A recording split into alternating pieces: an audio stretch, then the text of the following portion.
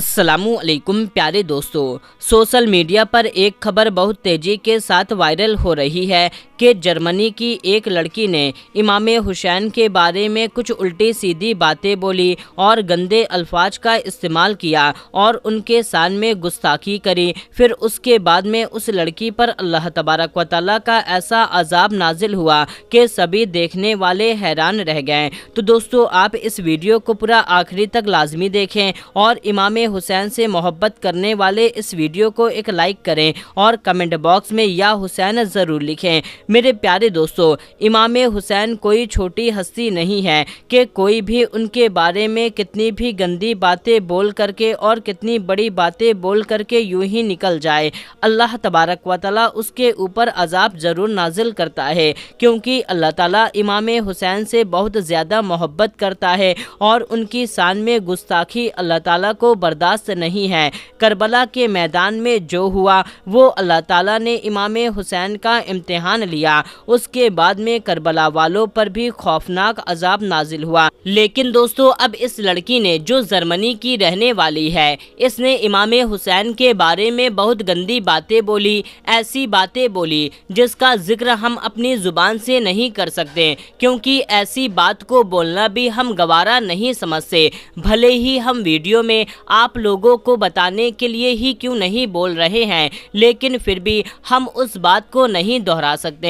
बस इतना बता सकते हैं कि उस लड़की ने जब इमाम हुसैन के बारे में उल्टी सीधी बातें बोली और बहुत गंदी बातें बोली और फिर उसके बाद में आखिरी में बोला कि इमाम हुसैन ने अपने फ़ायदे के खातिर अपने घर वालों को लुटा दिया। अस्तगफिरुल्लाह। दोस्तों, फिर उसके बाद में क्या हुआ कि जब वो लड़की रात के वक्त सोने के लिए गई और जब सुबह उठती है तो वो बहुत ज़ोर की प्यास उसको लगती है और वो पानी पीती है, खूब पीना चाहती है, पानी तो खूब पीती है, लेकिन उसकी प्यास नहीं बुझ रही थी और उसको ऐसा लग रहा था कि अगर उसे सातों समंदर का पानी भी पिला दिया जाए तब भी उसकी प्यास नहीं बुझेगी। और वो इतना पानी पीती जाती है कि उसका पेट एकदम से फूल जाता है। फिर उसके बाद उसकी जुबान सूख करके उसके मुंह में चिपक गई और उसका पेशाब होना बंद हो गया। उसका चेहरा काला सियाह हो गया।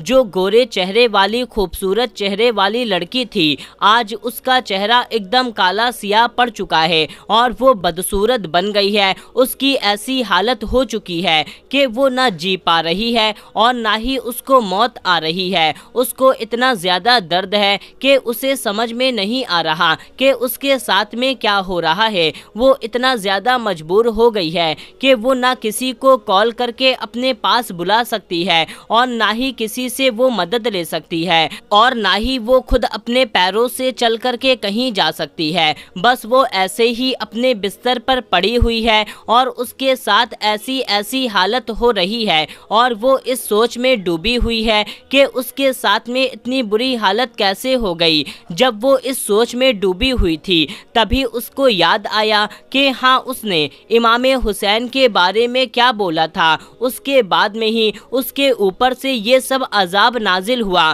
फौरन वो लड़की दिल ही दिल अल्लाह ताला से तौबा करती है, इमाम हुसैन से माफ़ी मांगती है, अल्लाह तबारक व तआला से माफ़ी मांगती है और गिड़गिड़ा के आंसू बहा करके खूब रो करके अल्लाह ताला से माफ़ी मांगती है।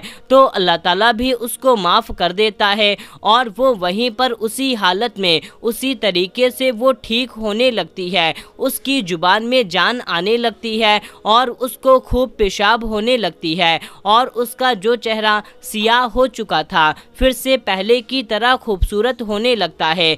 जब वो लड़की ये सारे मौजज़े देख रही होती है तो उसको यकीन हो जाता है कि इमाम हुसैन हक पर हैं और दीन इस्लाम सच्चा रास्ता है और फौरन वहीं पर वो लड़की सजदे में गिर जाती है और कलमा पढ़ते हुए मुसलमान बन जाती है।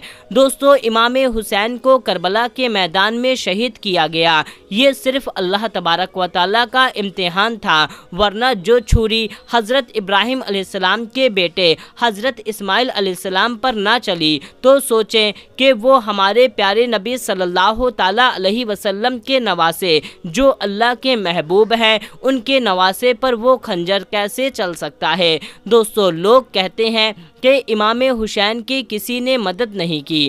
دوستو، یہ بات غلط ہے، بلکہ امام حسین نے خود کسی کی مدد نہیں لی، ورنہ فرشتے آئے تھے امام حسین کی مدد کے لیے اور بولے کہ امام حسین ہم آپ کی مدد کرنا چاہتے ہیں، تو امام حسین نے بولا نہیں نہیں، مجھے کسی کی مدد نہیں چاہیے۔ امام حسین نے انہیں منع کر دیا۔ دوستو، جنات کا بادشاہ اپنی پوری برادری کے ساتھ مدد کے لیے آیا تھا، لیکن امام حسین نے ان کو بھی منع کر دیا۔ بہت ساری مخلوق آئی تھی امام حسین کی مدد کے لیے، لیکن امام حسین نے کسی سے بھی مدد لینے کو منع کر دیا۔ اگر امام حسین چاہتے تو صرف ایک بار ہاتھ اٹھا کر کے دعا کر دیتے تو آسمان سے بارش جاری ہو جاتی۔ اگر وہ دعا کرتے تو آسمان سے اللہ تعالیٰ کا عذاب جاری ہوتا اور یزیدیوں کو نیست نابود کر دیتا، لیکن وہاں پر امام حسین اپنا امتحان دینے کے لیے گئے تھے